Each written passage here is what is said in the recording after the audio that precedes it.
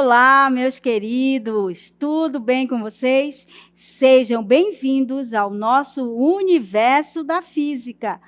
Eu sou a professora Risolda Farias, que estarei com vocês nesta aula. E eu acredito que vocês estejam curiosos para saber qual o objeto de conhecimento desta aula. Vamos lá conferir? Olha só, aula 19, objeto de conhecimento, motor de combustão interna, fontes alternativas e renováveis de energia, combustíveis fósseis, aquecimento global, biocombustíveis, química verde. Detalhamento: motores de combustão. Muito bem, pessoal. Agora sim que já estamos apresentados, vamos à aula.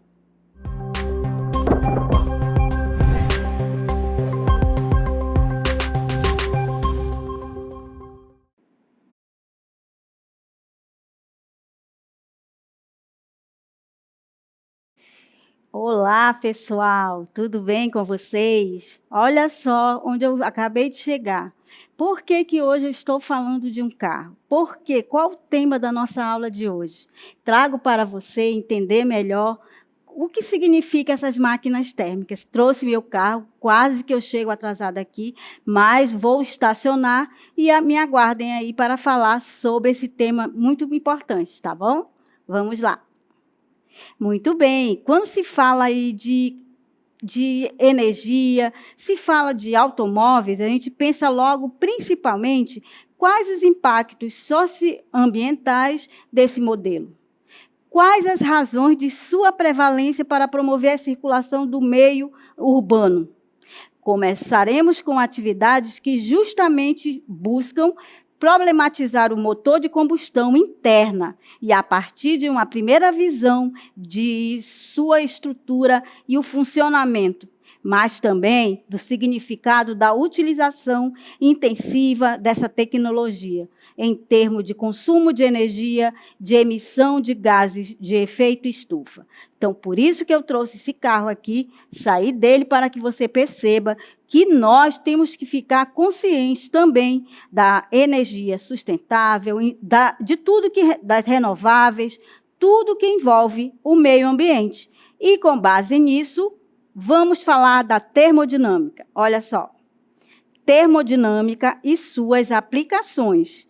Trata-se de um ramo da física que estuda relações entre o calor trocado e o trabalho realizado em um determinado processo físico, envolvendo a presença de um corpo ou um sistema e um meio exterior. Aí, nesse caso, eu tenho um esquema, olha só. Temos aí movimento da biela, pistão, temos aí o combustível, que tem ali o calor. Claro que você lembra, quando se fala aí em termodinâmica, eu tenho o quê? 3 variáveis de estado. Quais são elas? As variáveis de estado envolvem a pressão, envolve o volume e a temperatura. Muito bem, mas aqui, ao falarmos das aplicações da termodinâmica, você percebe aqui que eu tenho um gerador, e nesse gerador, você percebe que ele vai gerar, vai me dar o quê? A energia elétrica. Claro que, nesse esquema, eu tenho o combustível, que poderá me gerar aqui esse calor, que poderá ser lenha, carvão, temos uma caldeira. E, no momento dessa caldeira, quando se tem a água, ela vira vapor, depois ela passará para o cilindro, para a biela, e você percebe, como o símbolo está mostrando, há um movimento. Aí você lembra que um gerador é um dispositivo que você tem uma modalidade de energia que será transformada ou vai se converter em energia elétrica. Com base nisso, para o nosso esquema, nesse caso, nós vamos usar o trabalho e também, ao falarmos de calor, nós vamos usar a letra Q para representar, letra Q, para representar o calor trocado e a letra grega tal para representar o trabalho realizado. E quando se fala aí sobre a termodinâmica, temos aí essas variáveis de estado, e como estamos falando da termodinâmica e suas aplicações, e ao falarmos sobre ela, estamos falando aí das máquinas térmicas, estamos falando aí desses motores de combustão, como você tem aí o nosso primeiro esquema da caldeira. Só que agora nós vamos contextualizar com a Cecília, falando da termodinâmica. Olha só, prestem bem atenção em relação a este vídeo que a Cecília traz para a gente, para você perceber como é importante analisarmos e olharmos também para o meio ambiente. Vamos lá assistir. Olá, voltei novamente. E hoje faço o seguinte questionamento. Ao iniciarmos determinada viagem de automóvel, no início o tanque está cheio de gasolina. Após percorrermos algumas centenas de quilômetros, esse estará vazio. Para você, o que aconteceu com a gasolina? E se uma pessoa pode fazer determinada viagem de ônibus ou de carro particular? Para você, em que circunstância haverá um maior consumo de energia? Por pessoa, por quilômetro rodado? Como funciona o motor de um barco? Será que tem física? Deixo para vocês descobrir na aula de hoje. Vem comigo! Muito bem, a Cecília nos convida a refletir sobre todos esses meios de transporte. Vocês perceberam que ela iniciou falando ali dentro de um carro, depois ela passou para o ônibus e depois ela foi para um barco e fez o seguinte questionamento: o que essa situação, esse contexto que ela falou tem a ver com a física? Tem a ver no momento que estamos falando das máquinas térmicas. Vamos lá definir o que são essas máquinas térmicas. É um dispositivo que transforma calor em trabalho mecânico. Toda máquina térmica representa uma configuração similar. O que significa dizer isto? Que dispõe de uma fonte de calor. E que fonte de calor é essa? Fonte quente, da qual extrai a energia necessária para o seu funcionamento, e um solvedouro, que no caso aí é a nossa fonte fria, para onde uma parte do calor absorvido é dissipada. Vamos ver o esquema da máquina térmica, olha só. Essa máquina, esse esquema, ele representa o seguinte, ó. Tem uma fonte quente, tenho um calor recebido, tenho a máquina, depois ali tem um trabalho realizado, tem o calor cedido, chamado de Q2. Mas o que representa isso? As primeiras máquinas térmicas, construídas no século XVIII, apresentavam baixíssima eficiência mecânica.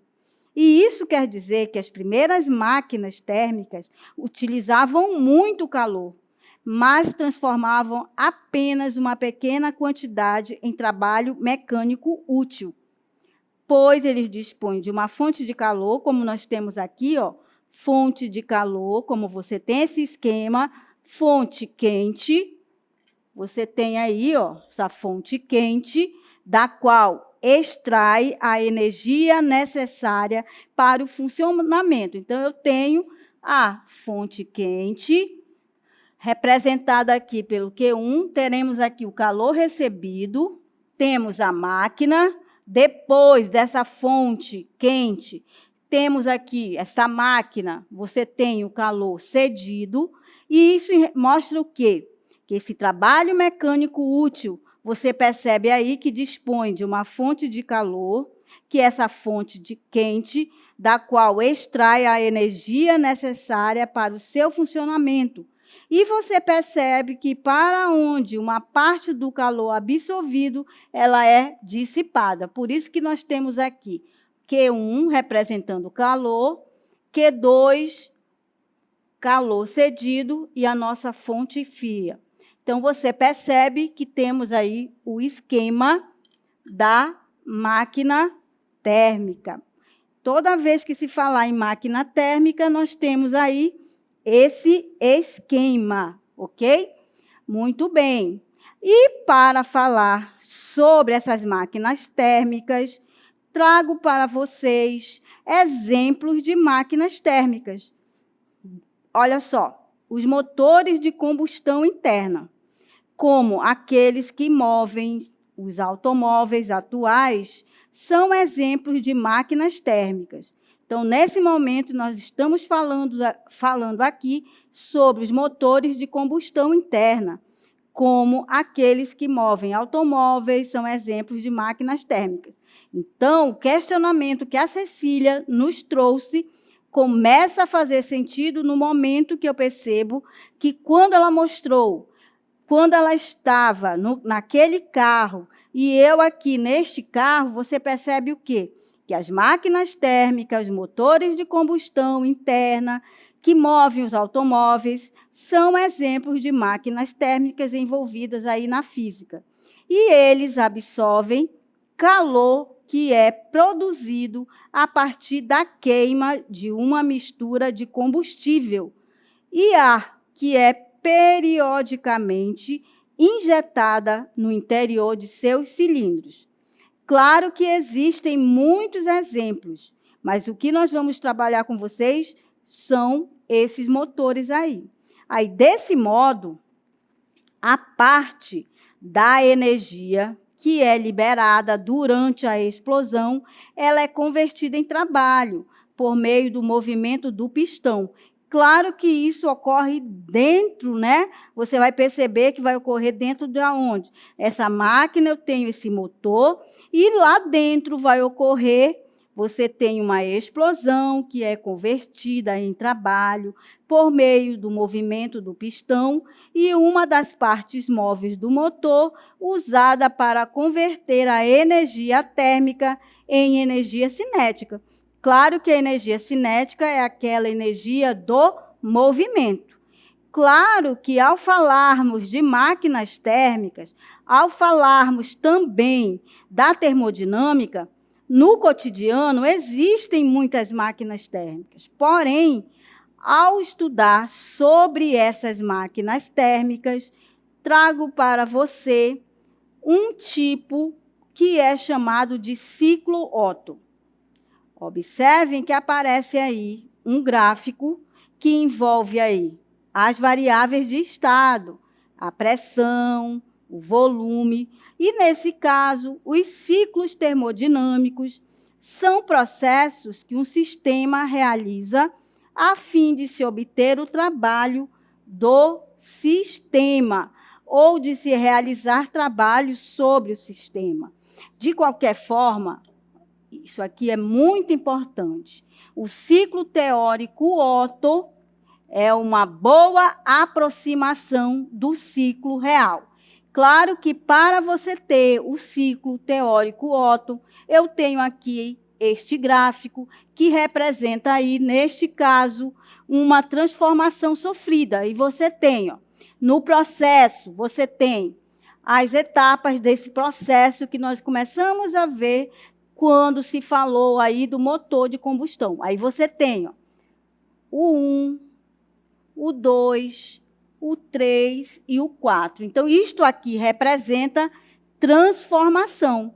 Vamos entender que uma das transformações sofridas pela mistura do ar combustível no ciclo, mostrado como é o nosso gráfico, você tem aí o primeiro, que é o processo chamado, esse primeiro aqui, primeiro, você tem aí que ele vai vir de 0 a 1, você tem que é a admissão isobárica. Aí você percebe que estamos falando de quem? Das variáveis de estado. Nesse processo, uma mistura de ar, gasolina, é admitida pelo motor a uma pressão constante. Quando se falar isobárica, iso quer dizer igual, bárica tem a ver com pressão. Já para o segundo processo, que é o 2, como nós estamos vendo ali, é a compressão adiabática, do 1 ao 2. Na compressão adiabática, nesse processo, há um rápido aumento de pressão, que é exercida pelos pistões do motor, de modo que não haja tempo para que ocorram trocas de calor. Então, quando se fala em compressão adiabática, eu já sei que não há troca de calor. Já para o terceiro processo, que vai envolver aí o 2, o 3 e o 4, como estamos mostrando, você tem a combustão a volume constante. E quando você tem do 2 ao 3, você tem a expansão adiabática. Você percebe que do 3 ao 4, você tem aí, do 3 ao 4, é uma expansão adiabática, que significa dizer o quê? Que uma pequena fagulha produz uma explosão controlada na mistura de ar e gasolina. E então, o pistão do motor desce rapidamente, provocando um aumento de volume e produzindo uma grande quantidade de trabalho. E você percebe quando envolve aí, né? Você tem o 0 que não está aparecendo ali, mas eu sei que nesse processo, na quarta etapa, você tem aí, nesse processo, no 4, eu tenho no 1, porque ele vai descendo, 4, 1, você tem e passa pelo 0, voltando naquela seta azul. É a exaustão isobárica. As válvulas de exaustão abrem-se e deixam a fumaça da queima do combustível sair pelo motor a uma pressão constante. O que você pode perceber aí? Você percebe que sempre está ocorrendo aí com as variáveis de estado. Muito bem. Então, o que eu mostrei para vocês no gráfico representa isto aqui, ó. O modelo ideal do ciclo de Otto, ele é constituído por 4 processos reversíveis internamente, como nós vimos lá, como aparece aqui, ó. Temos aqui, ó, 1, 2, 3 e 4. Aí você tem 1, admissão isobárica.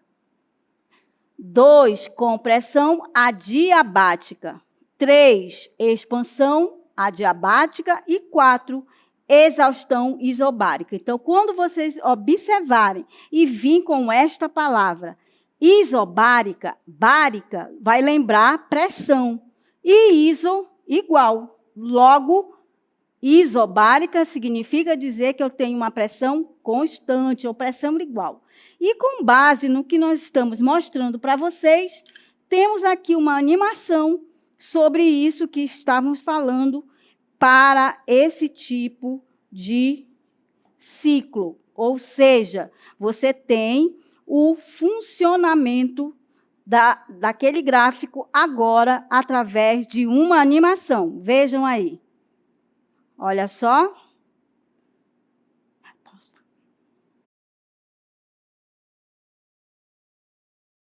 Os motores de automóveis movidos a gasolina, álcool ou a gás natural operam com base no ciclo de Otto, mas a gente chama ciclo Otto. Esse tipo de motor, ele também é chamado de motor de 4 tempos, como você percebe aí, ó. Uma vez que ocorre num ciclo de 4 etapas, aí você tem 1, admissão, 2, compressão, 3, expansão e 4, exaustão. Então, você percebe aí que há um motor de combustão interna. Muito bem. Vejam aí os 4 tempos do motor. Então, toda a vida que falarmos aí sobre o ciclo Otto, eu vou lembrar que existe o motor de combustão interna. Muito bem. E agora sim que a gente já viu esses 4 tempos do motor, como ficaria aí o nosso gráfico? Vejam, olha só. Mas antes, lembrei agora, fiz uma visita em um local onde estava cheio de carros e lá tinham vários tipos de motor. E esses motores me mostraram como era, na prática, os motores, esses 4 tempos do motor. Então, eu acredito que esteja curioso também para saber quais esses tempos do motor. Então, vamos lá prestar atenção os tempos do motor na prática. Fiz uma visita lá, vamos ver?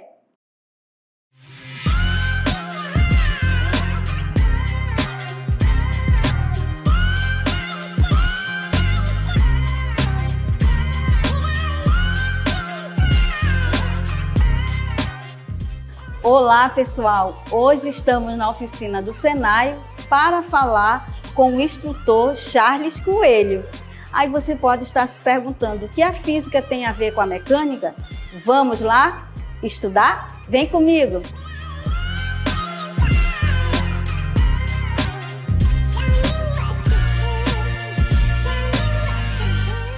Olá, pessoal! Sou o Charles Coelho, instrutor de mecânica automotiva aqui do Senai Amazonas. Estou aqui para explicar um pouco sobre a parte do funcionamento do motor ciclo Otto, que transforma uma energia térmica dos gases queimados em energia mecânica para poder movimentar o veículo. Isso está no nosso dia a dia, que nós fazemos no transcorrer de uma saída de casa até o trabalho e do trabalho para casa ou para uma diversão ou um lazer. Todo o processo de funcionamento do motor começa internamente, através do funcionamento do movimento de subir e descer do pistão. Com isso, ele vai movimentar a manivela, fazendo girar o conjunto. A energia térmica é proveniente da queima dos gases de ar mais combustível, provocando uma explosão dentro da câmara de combustão, que é o ciclo Otto de funcionamento, através dos 4 tempos do motor: admissão, compressão, explosão e escape. Através do movimento de subir e descer do pistão, ocorrem os 4 tempos. Descendo, abre a válvula de admissão e entra a mistura ar-combustível. Depois, ela é comprimida, ocorre uma centelha e desce o pistão e sobe novamente, liberando os gases de escape para fora. Com o ciclo Otto, nós temos 2 motores funcionando. Um ciclo diesel e um outro com o ciclo a ignição, os motores flex, gasolina e etanol. Nesse mundo da mecânica, atualmente, nós estamos vivendo um processo de transformação, principalmente da parte ambiental, saindo de uma mecânica totalmente com uma injeção direta, mecanicamente, e transformando isso em um processo eletrônico, através da injeção eletrônica de combustível. Com isso, se ganha rendimento, se poluindo menos o meio ambiente e deixando a nossa atmosfera bem mais limpa. Nesse processo, os mecânicos precisam se desenvolver mais ainda, aprendendo a parte do conhecimento mecânico, do ciclo Otto de funcionamento e os seus sistemas de alimentação, lubrificação e arrefecimento, e a parte eletrônica de sistema de injeção.